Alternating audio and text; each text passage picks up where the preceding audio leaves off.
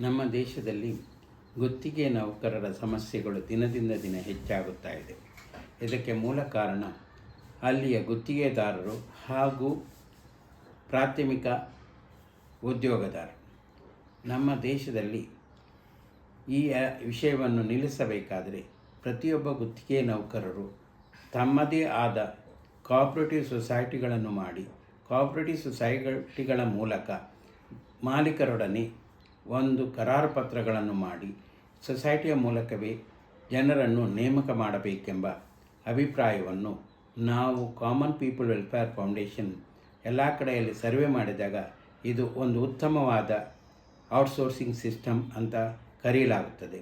ಅದಕ್ಕಾಗಿ ಪ್ರತಿಯೊಂದು state government ಇರಲಿ, ಸೆಂಟ್ರಲ್ ಗೌರ್ಮೆಂಟ್ ಇರಲಿ ಅಥವಾ ಯಾವುದೇ ಆಫೀಸ್ ಕಚೇರಿಗಳಾಗಿರಲಿ, ಪ್ರತಿಯೊಬ್ಬ ನೌಕರರು ಒಟ್ಟಾಗಿ ಅವರದೇ ಆದ ಒಂದು ಸೊಸೈಟಿಯನ್ನು ಮಾಡಿ 1959 ಅಥವಾ 1960 ಆ್ಯಕ್ಟಲ್ಲಿ ಕೋಆಪರೇಟಿವ್ ಸೊಸೈಟಿಯನ್ನು ರಚಿತ ಮಾಡಿ ಅಲ್ಲಿ ಪ್ರತಿಯೊಬ್ಬ ವರ್ಕರನ್ನು ಗುತ್ತಿಗೆಯಲ್ಲಿ ಕೆಲಸ ಮಾಡುವವರನ್ನು ಸದಸ್ಯರನ್ನಾಗಿ ಮಾಡಿ ಪ್ರತಿಯೊಂದು ಸರ್ಕಾರಿ ಇಲಾಖೆಗಳಲ್ಲಿ ಕರಾರು ಪತ್ರಗಳನ್ನು ಮಾಡಿ ಇನ್ನು ಮುಂದೆ ಯಾವುದೇ ಗುತ್ತಿಗೆದಾರರಿಗೆ ಆದೇಶವನ್ನು ಕೊಡಬೇಡಿ, ನಮ್ಮ ಸೊಸೈಟಿಯ ಮೂಲಕವೇ ನೀವು ಕರಾರು ಪತ್ರಗಳನ್ನು ಮಾಡಿ ನಿಮಗೆ ಬೇಕಾದಷ್ಟು ನೌಕರರನ್ನು ನಾವೇ ಮಾಡಿಕೊಡುತ್ತೇವೆ ಎಂಬ ಕರಾರನ್ನು. ಇದರಿಂದ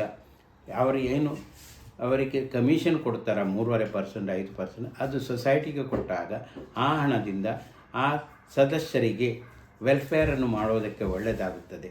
ಇಂದು ಕೆಲವು ಕಡೆ ಈ ವಿಷಯವನ್ನು ಈಗಾಗಲೇ ಜಿಲ್ಲಾ ಅಧಿಕಾರಿಗಳು ಪ್ರತಿಯೊಂದು ಇಲಾಖೆಗಳಿಗೆ ತಿಳಿಸಿರುತ್ತಾರೆ.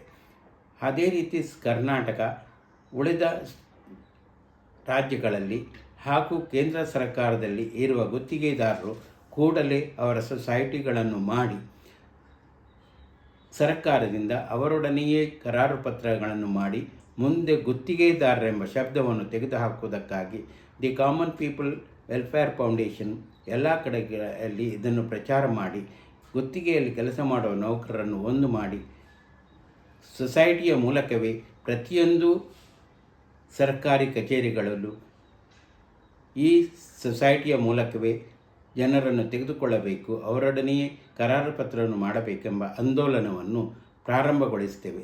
ದಯವಿಟ್ಟು ಈ ವಿಡಿಯೋವನ್ನು ಸಬ್ಸ್ಕ್ರೈಬ್ ಮಾಡಿ ಎಲ್ಲ ಗುತ್ತಿಗೆ ನೌಕರರಿಗೆ ಹಂಚಿ. ನಿಮ್ಮ ಭವಿಷ್ಯ ಸೊಸೈಟಿಯಲ್ಲಿರುತ್ತದೆ, ಗುತ್ತಿಗೆದಾರರ ಅಡಿಯಲ್ಲಿ ಇರುವುದಿಲ್ಲ.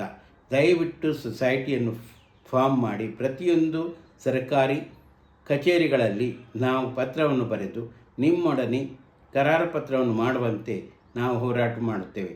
ಇದು ಕಾಮನ್ ಪೀಪಲ್ ವೆಲ್ಫೇರ್ ಫೌಂಡೇಶನ್ ಉದ್ದೇಶ. ದಯವಿಟ್ಟು ಈ ವಿಡಿಯೋಗೆ ಸಬ್ಸ್ಕ್ರೈಬ್ ಮಾಡಿ, ಎಲ್ಲರಿಗೆ ಹಂಚುವಂತೆ ಮಾಡಿ. ಇದು ಕೇಂದ್ರ ಸರ್ಕಾರ ಹಾಗೂ ರಾಜ್ಯ ಸರ್ಕಾರದ ಕಾರ್ಮಿಕ ಮಂತ್ರಿಗಳಿಗೆ ಹಾಗೂ ಚೀಫ್ ಮಿನಿಸ್ಟ್ರಿಗೆ, ಮುಖ್ಯಮಂತ್ರಿಗಳಿಗೆ, ಪ್ರಧಾನಮಂತ್ರಿಯವರಿಗೆ ಹೋಗುವಂತೆ ಮಾಡಿ. ಜೈ ಹಿಂದ್, ಜೈ ಕರ್ನಾಟಕ.